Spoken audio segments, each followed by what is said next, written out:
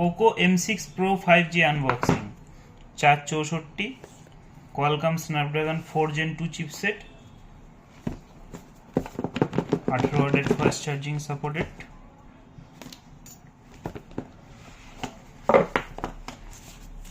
Black colour, ব্যাকে dual camera 50 megapixel, আর ফ্রন্টে হচ্ছে 8 মেগাপিক্সেল সেলফি।